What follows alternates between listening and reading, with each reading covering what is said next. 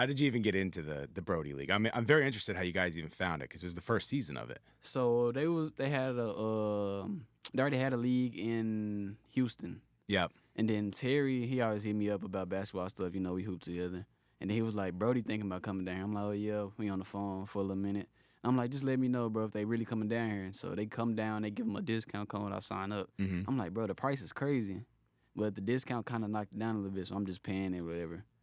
And then I'm like, sure, we had with Dre, Jackson traded to our team. We was all content creators, so we're like, it'd be perfect for us just to hop on one team. When you say he was traded to your team, he started with a different team and then... Yeah, he started with GBG. Okay, so he was with a different team, and if you don't know who Jackson is, he's on our social media page. You can go check that out. But Schnabel Studios.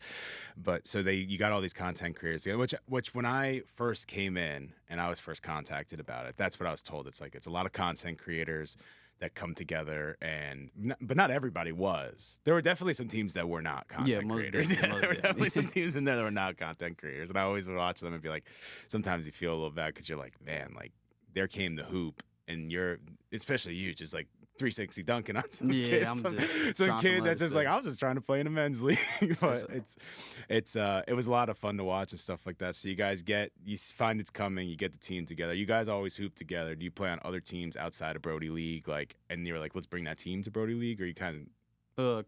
We kind of play like in LA Fitness or Fitness Connection. Sometimes I play with like Terry or Bugs. We play in a men's league, but I haven't really played with them in any other team together. That was like our first team in the league together. Yeah. Okay. So you guys you do runs together. You're like, what if we assembled and get the Avengers together and win the championship? And then you did. And then you won the championship. Yeah. I'll say the Brodie League was super cool, but the championship stuff was just like unbelievably dope. Yeah, that was that was so cool. I didn't expect them to do that one. That was crazy. I didn't either, because like I've seen leagues like this. Like I played baseball my whole life, so we had stuff.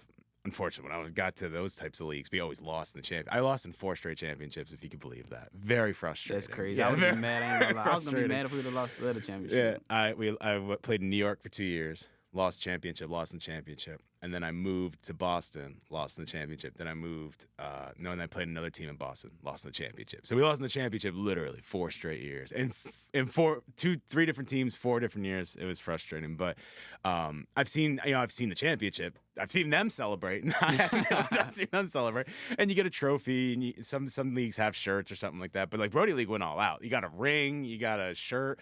The goggles were the coolest part to me. That's my favorite part. The goggles. The goggles. I gotta get the goggles. I grabbed a pair for myself and my intern. I'm like, I have to get at least this. Like, this is sick. So I grabbed some of the goggles, but then they gave you the champagne and all that stuff. The champagne was different too. Yeah, and they actually got you a locker room, which is cool because like when you get the photos and stuff, it's like you're celebrating in a locker room, which is where celebrations would happen. Yeah.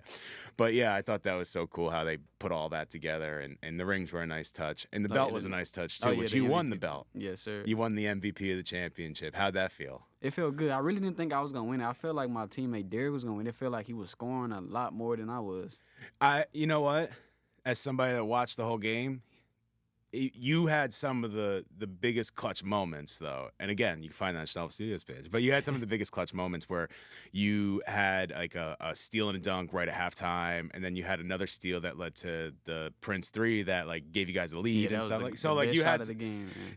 MVP is not always the most scorer, right? It's like who comes through in the. Now, a lot of leagues forget about this, especially the NFL, because it's just quarterbacks all the time. But look, so let's get off the Brodie League. I just had to get some of that out of the way before I forgot.